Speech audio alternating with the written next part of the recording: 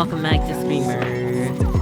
Today we are gonna talk about the JSI faction, also known as the Jupiter Stormers Industries. Say that 3 times fast. We are starting with Aisha. She is a leader. Her ability is called JSI Defense System. The first time Aisha is KO'd or explodes, automatically activates an emergency shield. That one's self-explanatory. You get a free shield. So if somebody tries to kill you, you won't die the first time, and then you will die, thereafter. It works in overdrive. So let's say you made it through the race, you have your overdrive, you use it, you become fragile, and then you slam into a wall, you won't explode. Yay! And that's where the positives of her abilities ends. She has one of the worst abilities in the game, just for the sole reason that it's a one-time thing. It'll save you one time, and then you have to spend the rest of the race without an ability. And it's one of those abilities that it's gonna be really good or completely useless, because sometimes you might just get murdered off rip, and then other times you'll be at the line and they'll try to kill you and it'll save you. So it's kind of a 50-50 in my experience. For me anyways, I lose it almost immediately, or nobody tries to kill me. It's like Ritsuku's ability, but a bit more niche. So if you're out ahead in front of everybody, there's nobody to kill you, so you can't really use the shield unless if you go into overdrive and you purposely hit a wall. I do wish it was a percentage, but if it was a percentage, then she might become immortal, and if it was every other time, she'd be super annoying to deal with. So I understand why it's only once a race, but maybe it should be on a cooldown, so you get it once, and then you have 2 minutes, because these are long races. The races in this game are quite long, so maybe 2 minutes is too long, maybe it's not. Maybe it should, I just think it should be on a cooldown instead of just the once per race. That's enough about her ability though. Let's talk about her stats. So, on the cradles, which is just where I go to test the top speed to see what it is, she actually got to 200 miles an hour. Now, are you gonna reach that in any race that's not the cradles? No, you are not gonna reach 200 miles an hour. But on the cradles, and that's what I've been using for everybody else, she's 200 miles an hour, which unfortunately makes her the fastest person in the game in a straight line. Sad face. But you're never really gonna reach that. Even on the cradles, you have to pass the entire straight, and beginning the corner, that's when I hit 200, so I was at 200 for a second.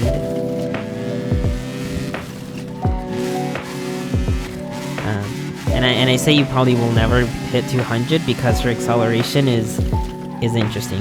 From 1st to 4th gear, she is lightning fast. She goes from 0 to 150 in 6 seconds. The moment she hits 5th gear, she just falls on her face.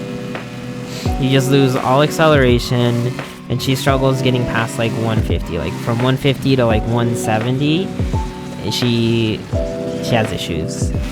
She has many issues getting past all of that, and then it's a very slow climb in 5th gear. But her boost lasts a really long time. She has the third longest lasting boost in the game, I think. If you get the perfect boost, you'll go to 237, and you'll be at 237 for a good 5, maybe 10 seconds. It lasts a really long time. I can't express how long it lasts. And it'll drop you to 190. If you mess up the boost, it'll go to 224 and drop to 190. Her imperfect boost isn't as long as the perfect boost, but it's still longer than basically everybody else's perfect boosts. Now let's see, if you use her strike, you'll go to 300, and then it'll drop you to 170. Rescue starts at 175. And given her trash acceleration in 5th gear, it's kind of hard to stay in SGU. And this goes for like all of the JSI people. They handle normal. You know, they actually turn. Their drift isn't insane. Well, Aisha's is a bit wiggly. It's a bit twitchy. But everybody turns. Like if you turn, you can turn without drifting. It's great. Pick Aisha if you don't like exploding for one time only. Or if you like having a get out of jail free card. If you like rockets. On to Gregor. His ability is called Echo Evolution. Can evolve the Echo system by using Sync. Boost, Strike, and Overdrive are more powerful and last longer when evolved. So this one is on the more complicated side of abilities. It's complicated, but it's not complicated. You just have to use your boost, and the more you use your boost, the stronger your boost gets. It says the Strike is better and your Overdrive is better. The Overdrive definitely lasts longer. The Strike lasts like half a second longer. Like I didn't see a big difference between like the strikes. I'm gonna try to explain his evolution. So we're gonna start with stage 0. So stage 0 is the beginning of the race. You don't have it leveled up. You use 0 boosts.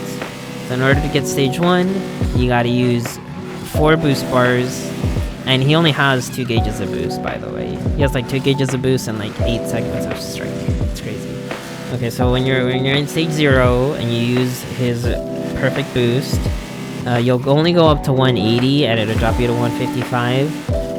And his boost only lasts like half a second. It's a really slow boost. It's like Hina's boost. You just like you get a teeny tiny push. And then it drops you back down. Once you've used 4 gauges of boost, you'll enter stage 1. And stage 1, the perfect boost will put you at 187 and drop to 155. And it lasts a little bit longer. And nothing crazy. It's like a regular boost now. And then if you mess up the boost, you'll go to 179 and it'll put you to 155. And then, in order to get to stage 2, the final stage, his ultimate final form, in order to get to his stage 2, I think you have to use 6 more gauges of boost. Because you have to get into overdrive, and then it's like 2 more boosts after overdrive. But I recommend you hold on to your overdrive, or maybe you can just strike, and then do the boosts to level up your ability, and then use overdrive. Because on stage 2, his overdrive lasts the longest. And speaking of lasting long, if you do get the perfect boost, it'll put you to 204, so something decent now, and it lasts quite a long time. It lasts as long as Aisha's perfect boost. If you mess up the boost, it'll put you to 200 and then drop you to 155. If you mess up the boost in stage 2, it only lasts like a second. So you really, really want to aim for the perfect boost when you're in the final stage. His strike, if you use his strike, you'll go to 290 and then it'll drop you to 150. His overdrive maxes out at 241. And depending on the stage, you might not hit 241. Well, you'll always have stage 1 by the time you have overdrive. But I felt like in stage 1, his overdrive didn't last long enough. In stage 2, it definitely lasts long enough, and you can for sure hit his max speed on overdrive. His SGU starts at 150. So kind of like Aisha, it's a bit hard to stay in SGU with him, at least early game. Once you have once you've upgraded and you're in his final stage, yeah, it's a lot easier to maintain his SGU. He also drives normal, his car turns, he doesn't have a crazy drift angle, very manageable. He does feel a bit slow. It's because his boost doesn't last a long time, so early game is a struggle, but late game, you're fine with him. Okay, pick Gregor. If you like getting faster over time. If you like being rewarded for hitting the perfect boost. He is the character for you. Last but not least, Lavina. Her ability is called Hyperactive Boost. Perfect Boost is extremely powerful, but the timing required to activate it changes each time. So each time you boost, there's a mini game, a quick time event, whatever you want to call it. There's a triangle, and then there's a gold triangle, and then you have to match the triangle with the gold triangle. With Lavina, the gold triangle changes sizes, and from what I saw, there's only like 3 different sizes, maybe 4. There's like a big triangle, a medium, and like a small, and there might be an in-between one. And honestly, for me, it's a lot easier to hit the perfect boost with her, and you definitely do want to aim for the perfect, because if once you get it, it'll put you to 207, and it drops to 152, and it lasts just as long as Aisha, just as long as Gregor's final stage, and she really needs the boost, because she is one of the slowest characters in the game. She only maxes out at 155, and her SGU starts at 147. So it's a bit hard to maintain her SGU. Her acceleration is good though. You'll almost always be at like 150, and you'll like drop in and out of SGU. And if you mess up her boost, it'll go to 183 and drop you to 152, and it doesn't last nearly as long as her perfect boost. So you definitely want to hit her perfect. If you use her strike, it goes to 290, and her strike actually lasts longer than most, but it drops you down to 130, and you'll see that 130 is a speed you don't want to be with her, because she struggles, just like Aisha, she struggles in like her top end range.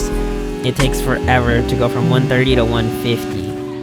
So do not use her strike as an extra boost. Just save it for her overdrive. And in overdrive, it maxes out at 241. And just like the others, she turns well, she handles well. I think she actually handles like the best out of all of them. But that might be because she's so slow. She's not as slow as Hina, thankfully. I thought, honestly, I'll be completely honest, I thought she was the slowest character in the game. But after driving Hina, it's like, wow. She is faster than her at least, but not faster than everybody else. So second slowest person in the game, question mark. You guys let me know.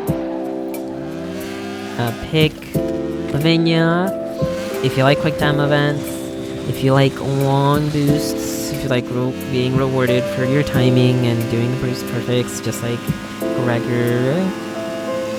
And that's all I got for today. Thank you for watching. Until next time.